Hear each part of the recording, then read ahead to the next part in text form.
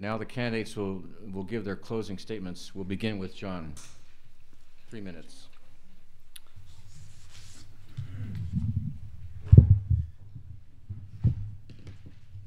Thank you again for coming tonight. As I said earlier, that there are different points of view in our party about some of the issues you have heard us debate. I want to ask you a question. Which one of us would Nancy Pelosi rather run against? I'm glad that most of us agree, in fact, Dan and I agree on many issues, probably 90%. And for those of you who don't agree with me on some things, keep in mind that some of those very issues on which you don't agree with me are the things that are going to open up all the possibilities for us to reach out across the political spectrum. And I'd say that would be an area of concern for the Democrat elite. Nancy Pelosi and the Democrat machine don't want to face a Republican candidate who talks about individual liberty, about restraining government, and about protecting all freedoms across the board, the entire Bill of Rights. Nothing about Dana Walsh's campaign frightens the Democrats. They've seen it before. They know how Ms. Walsh performed in 2008. They'd be happy to have her again as the Republican candidate. Some folks have mentioned, and it has been throughout this campaign, some folks have given me a hard time about supporting Ron Paul, of all people. Of course, I have no qualms or apologies about that, but at least I had a Republican candidate to support. According to the records of the Department of Elections, Ms. Walsh didn't vote in the 2008 Republican presidential primary. Now, there's also the legitimate question of Ms. Walsh's fundraising. Now, if you look at her FEC report, it shows that she has spent 90% of the money that she raised on fundraising itself. This is exactly what she did in 2008. This is not money going to fight Nancy Pelosi. This is money that's going to commercial fundraising firms in Virginia and Ohio. Why is this important? If you feel the single most important fight we face this year is to reclaim Congress, then you have to understand that San Francisco in this battle is ground zero. It begins here in the home of Nancy Pelosi. Republicans have to do better in 2010, and I think the choice is clear. You can support a candidate whose 2008 campaign speaks for itself, or you can vote for a candidate who's helping to build our party by registering new voters, helping to build our party by enlisting new volunteers, and energizing our base in San Francisco. You can select a nominee who actually lives in the district.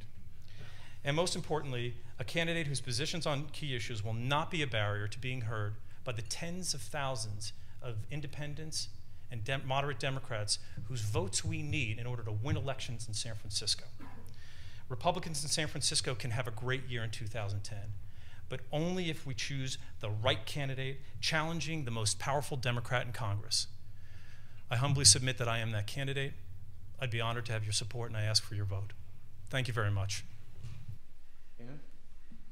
We have a unique opportunity in this election, but I guess I have to answer a quick answers to his questions.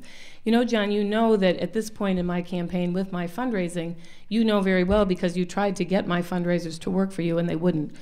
What happens in a campaign like mine is you spend that money in the beginning and you get that money to spend toward the end of the campaign when you need it to fight Nancy Pelosi. But the question is not who is going to be most upsetting to Nancy Pelosi. I think the big question is, who do Republicans want to have represent them? Because I think they don't want a candidate who advocates things like, I think he could be made kind of a laughingstock. He advocates abolishing the IRS. I mean, certainly, here we sit a week after we just filed our tax returns. It has a warm and fuzzy feeling to it, but we need a candidate that talks about serious issues, about current legislation that we have to repeal. I also think we don't want a candidate who advocates things that will take power away from you. This election is about giving power back to the people. John wants to repeal the 17th Amendment.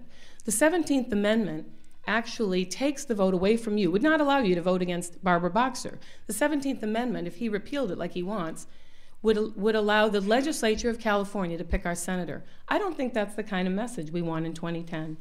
And I also think that Republicans want a candidate in this race that in a world that we have right now with an enemy that is reckless and ruthless, that they don't want someone who thinks that a good foreign policy or a good energy policy is being nice to oil-producing countries. We've seen the apology tour. It has not gotten us where we want to go. So this district has a real role in 2010, people are going to look to this district, and I don't think they want to see someone who's talking about ideas like abolishing the IRS and repealing the 17th Amendment. It's not the message we want to give.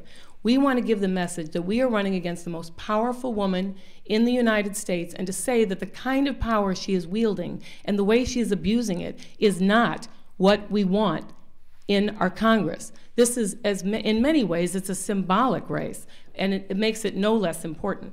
We have to make it very clear, and catering to the anti-war crowd is not what Republicans in this city want to see. We know this. We've done some polling. They are not interested. If he wants to run that campaign, he could have run as a libertarian, which I think he should have. We could have cleaned Nancy's clock.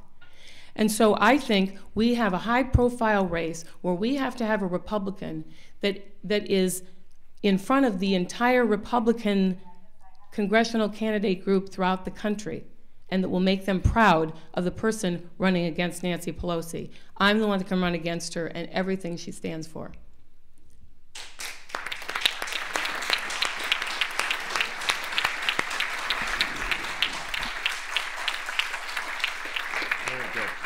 I know we commend both candidates.